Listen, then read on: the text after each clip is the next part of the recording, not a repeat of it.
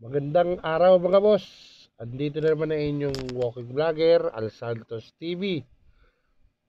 Please like and subscribe nyo naman ang aking YouTube channel at pakishare na rin mga boss. Tara at samahan nyo ako at mamimitas tayo ng mga gulay na pwede na nating pitasin. Kaya tara, puntahan na natin. Ito at nakakita na nga tayo ng mga sitaw. Ayan.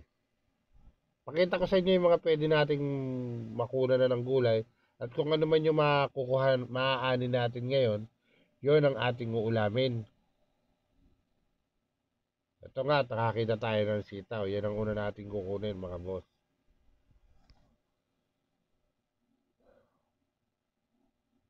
Dito kasi sa probinsya, may tanim ka lang na ganyan. Wala nang problema. Meron kang bagong isda. Okay na yon. Dahil dito, may tanim din akong nyog. Kaya kung gusto natin magkata dito ng gulay, pwede rin naman. At kung gusto natin magsigang, may mga naka-stock tayong mga isda rito na pwedeng isigang. Kukuha lang tayo ng mga gulay dito sa ating garden. At kung sa pang-asim naman, meron din naman tayo ditong kamyas na pinang-aasim natin. At meron din tayong tanim na mangga na pwede nating anihin. Ito, yung pipino na bago natin itinanim, meron na siyang ano ngayon, bunga. Ayan. Gala-gala pa tayo. Yan, at kasama ko nga yung aking kapatid na nagdidilig din kami kasi ng mga gulay para dahil umaga nga ngayon, naghahanap na rin ako ng mga pwede nating gulayin. Pwede natin iluto, ulam mamayang tanghali. Ito, nakakita tayo ng bunga ng kalabasa. Ayan, no? Ayan, pwede na natin kunin yan. Yun nga, at meron ng butas. Kaya kunin na natin siya, mga boss. Ayan, pwede na, oh.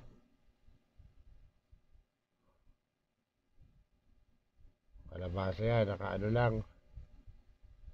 Ganda, di ba, mga boss?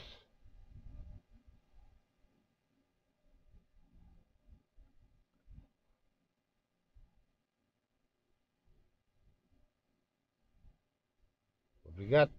Kaya igagata natin yan, mga boss.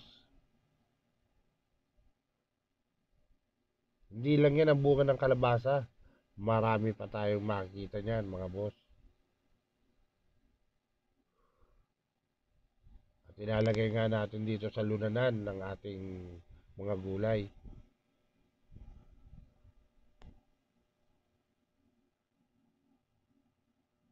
Ayan, mga kalabasa yan. Mga talong.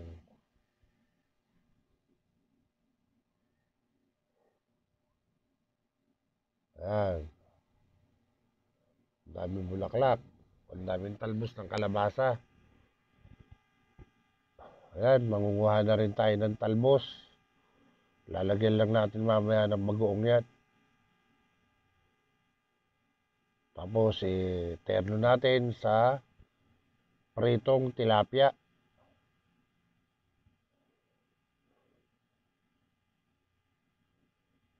Dahil dito naman sa probinsya, wala naman tayong problema rito eh. Kung ulam at ulam rin lang, wala tayong problema.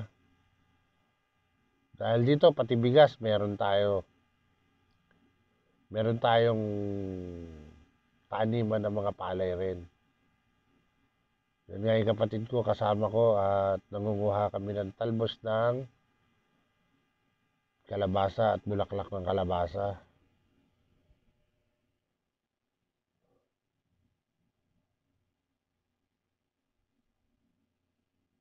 Ayan, oh.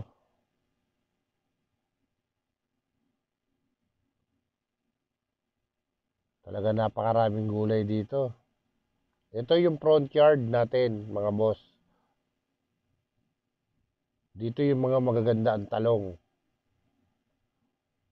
Ito yung kapatid kong isa, yung lalaki naman na katulong ko na naglilinis dito sa bukid.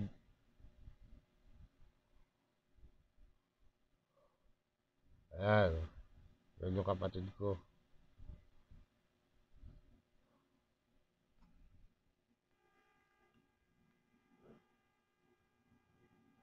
Ito naman yung kapatid kong babae, yung sumunod sa akin. Ayan, nangunguha kami ng mga gulay.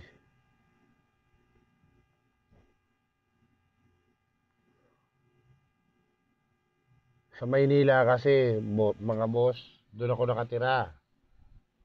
Kaya nagpupunta ako rito pag ako ay mangangailangan ng gulay, kukuha lang ako at iuwi ko sa Maynila. Kasi 2 hours lang naman. Ayan po ako mga boss. Ayan. 2 hours lang ako. 2 hours lang ang biyahe mula rito hanggang Maynila, hanggang sa Pasay. Ayan yung mga kalabasa, oh.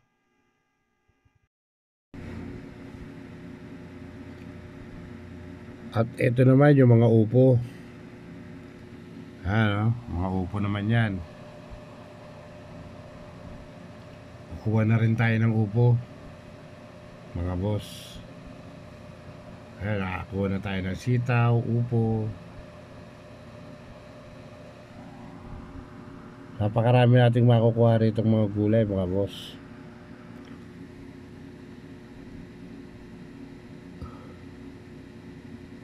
Dito talaga sa bukid, masipag ka lang, hindi mo na problema mga uulamin. Andyan na lang, pipitasin mo na lang. Kasi sa Maynila ngayon, napakamahal ng mga kamatis, sili. Dito ayan, oh, napakaraming sili, oh.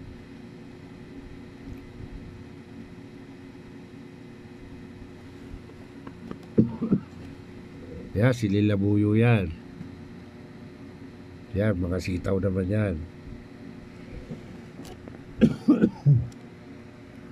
Yan, sitaw, oh.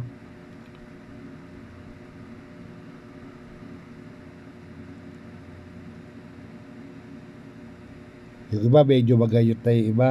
Medyo matanda na yung mga sitaw. Kaya hindi na natin kukunin. Gagawin na lang natin yan pula. Yung kukunin lang natin yung pwede. Pwede pa makain. Marami sili.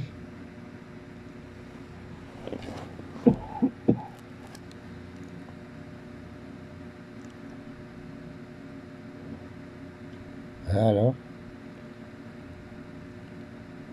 At maglalagay din ako ng sili. Kukuha rin ako ng sili at lalagay ko sa suka. Iuwi ko sa Maynila. Dahil bukas ka, pauwi na rin kami. Babalik na lang kami rito, oh, sa May. Dahil nagtanim kami ng mga panibagong mga gulay, para may bunga na siya.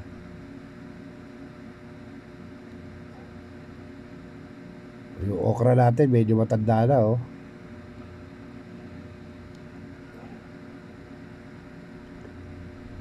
Ayan yung mga talong, oh. Dami. Sa talong magsasawa ka, talagang ang daming talong. Ayan naman, mga kamatis yan. Kasama pa rin natin dito yung kapatid ko na nangunguha. Ayan, bayabas, oh, mga boss, hinog na. Ayan, yung pamangkin ko, nangunguha rin ng bayabas.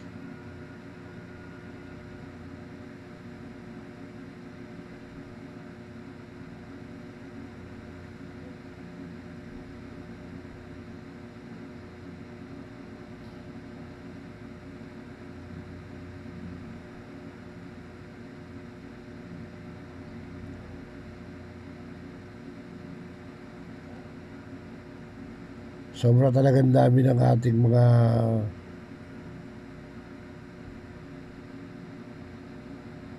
makukuhang gulay dito, may uuwi sa Maynila. Ayan, mga kamatis, dami.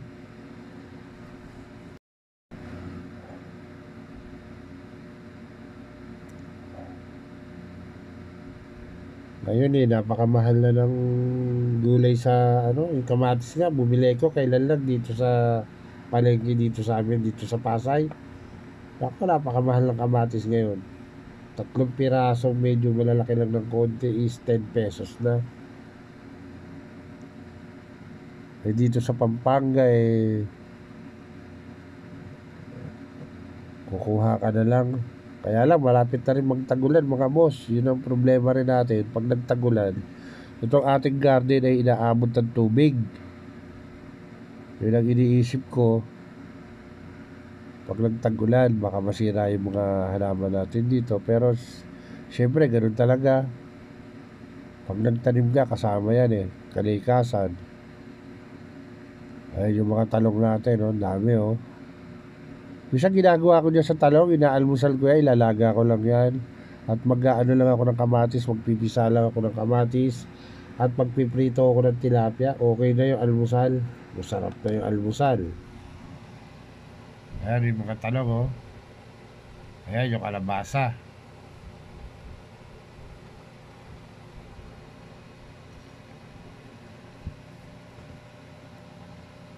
Yung pipino natin ngayon, mga bagong tanim yun. Yan, mga kalabasa Pahilugin pa natin ng konti yan bago natin kukunin. Pero meron na akong nakuha niyan na dadali kong papasay. May nakuha na ako niyan.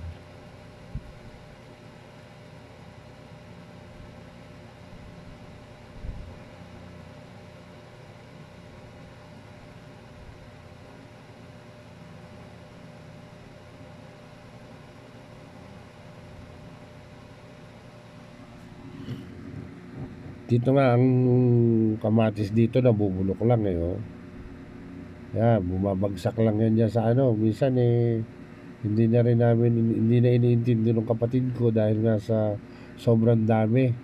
Ito medyo hinog na, ito yung iuwi natin Maynila. Yung dalawa na yan. Dalawang kalabasa, hinog na siya. Kulay dilaw na hinog na siya.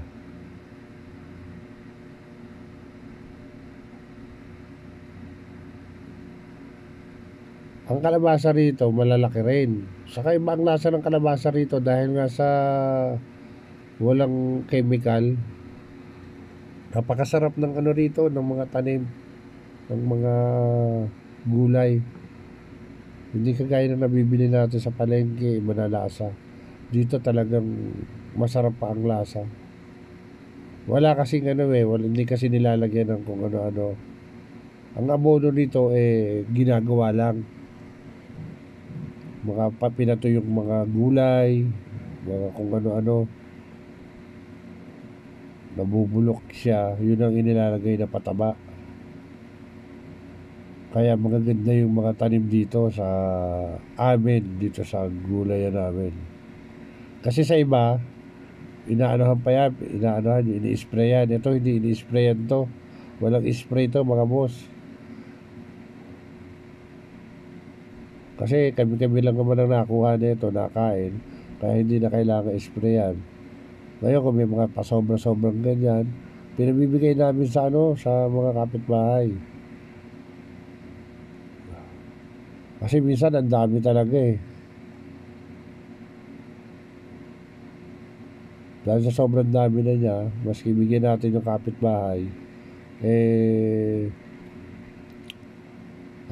yung sobra-sobra pa. Minsan may nagpupunta rito, nangihingi, nabibitas ng mga gulay, pinabibigay na lang namin. Kasi kaysa mabulok, di ipabigay natin.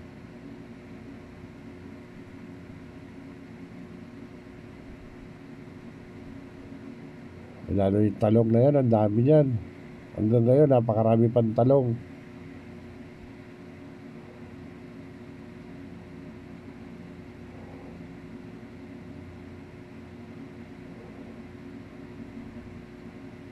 Ayan, no?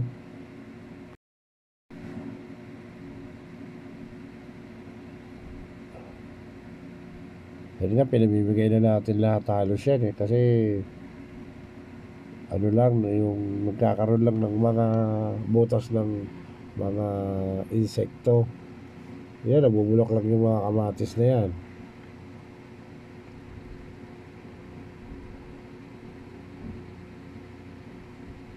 Ayan, dami pa rin sili rito. At dito na rin ako unti-unti magpapaalam sa inyo mga boss. Please like and subscribe nyo naman ang aking YouTube channel para makagawa pa ako ng mga gandang video para sa inyo mga boss. Hanggang sa muli. Bye bye!